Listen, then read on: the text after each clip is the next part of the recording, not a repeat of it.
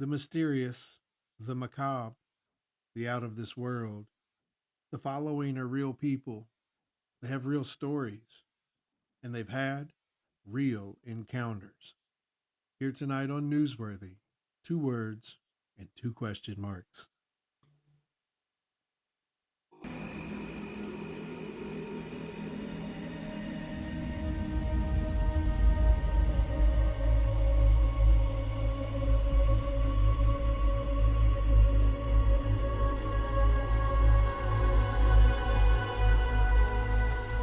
He's alive! Have you checked the children? Get out!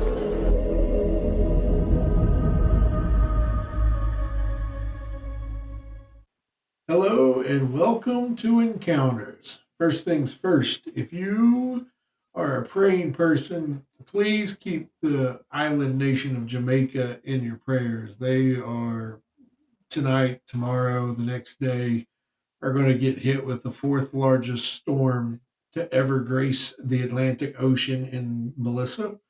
It's a category 5 at last check, with gusting winds over 200 miles an hour, set to make a central strike right in Jamaica. There aren't structures in any country that are designed to take that kind of punishment. Upwards between 30 and 60 inches of rain. Make sure you keep a prayer out for them. Also, please welcome our guest tonight. Jerry interviews a wonderful young man who has quite the encounter. Hello, we're back again with another interview from the Hocking Hills Bigfoot Festival. Another gentleman that was kind enough to stop by and spend a few minutes with us and tell us about his experience. First of all, what brought you to the Hocking Hills Bigfoot Festival I've today? got a cousin who lives in Jackson area, and he told me about it, and I thought that's something I'd like to do, like to see. So There you go. Came down to today. Interesting event, don't you think? For anybody, Yeah, everybody? It's good to be here. Yeah, fun play. Fun. Have you? Everybody's nice. Yeah. Everybody wants to talk. Even if you aren't into cryptids, I think families would have fun. It's beautiful weather, great day. So if you're in the Central Ohio area, certainly stop by. But we're not here just to promote the Hocking Hills Bigfoot Festival. I understand that you have a story, or possibly plural stories, to tell us of some encounters. Tell us what happened to you a few years ago. All right, yeah, it was about 1973. I was a teenager, 13. And the first event, we just saw, me and my family, in our front lawn.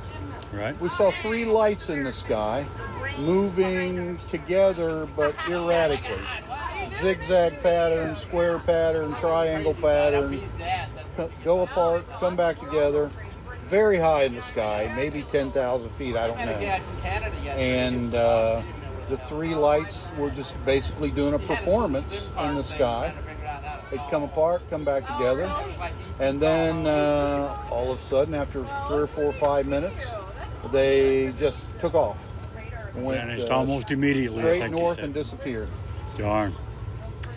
Yeah, that, how old did you say you were? Roughly 13 years old? 73 is when it happened, I think. It's got to be pretty unnerving. Yeah, Was it? we kind of enjoyed it, but it wasn't scary. It was so high in the air. Yeah, But we didn't feel threatened? Didn't feel threatened, but we just talked about what could do that. What kind of a aircraft could move in a zigzag pattern. 73, 27, 52 years ago, and we still don't know today what could possibly make those movements. Nothing that has ever been released publicly. Right. If the government military has something that can do that, they haven't told the public about anything 50 years later that's capable of doing what you described from then. And as you alluded to earlier, that's not the only incident. You had another one happen. It wasn't quite as friendly. No, the second one wasn't as friendly. Me and my friends, it was southern Ohio. It's called Lawrence County. We were out on Route 243, just north of the Ohio River. Right. And in those days, we did a thing called tic-tacking. You took shelled corn, and you went up in the woods near a busy road, and you threw the corn on cars as they went by, which Right. obviously made them mad. and they'd slam on their brakes and get out and yell. But we were in the woods. There was a ditch between us and the road and a fence, so we felt pretty protected that nobody was going to find us. Very dark, deep woods right there. And you were probably typical teenagers. Nothing can get to you. Yeah, we were fast anyway. They couldn't catch us either way. Absolutely. And but we were just tic-tacking along, and we saw a light in the sky. Okay. Pretty high initially, but slowly coming down toward us, which didn't make sense. We 3 kids, all teenagers. Right. We're like, how's that light coming toward? I mean, how would it know we're here? Right. Who is after us? No one knows we're here. Exactly. And this light came down and got bigger and bigger and bigger until it settled right over top of all 3 of us, about 50 feet above us.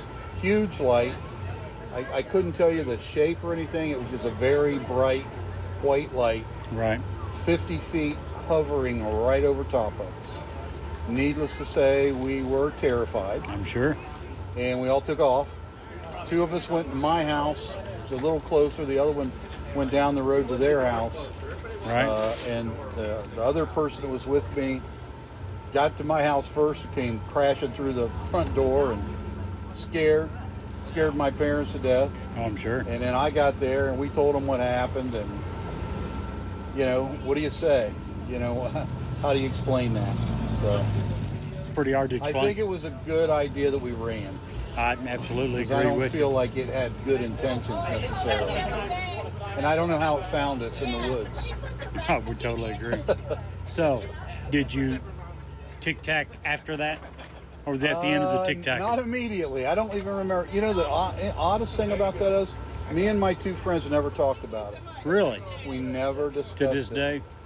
Did you lose contact with them, or you ever talk to any of them? I lost contact with them. They moved, but it's just an event that we never... Now, my parents still talk about it. They're still alive. They're pretty old, but they still say, you remember that time Dinah came and busted through the door?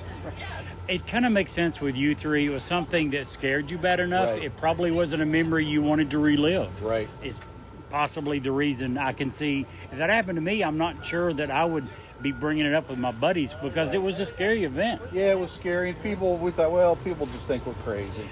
That was the next question I was going to ask. Yeah. In the 50-something years since, I'm sure you've told the story a few times. I have, yeah. Probably come across a couple of skeptics. Oh, yeah. Possibly may even have skeptics in our listeners. What would you say to those skeptics? You'd have to live it to believe it. You could say it's a helicopter, but helicopters make noise, and this didn't make any noise.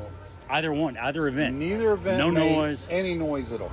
Yep. So I don't know how it could fly, know where we were, which, nobody knew where we were except us. Yep.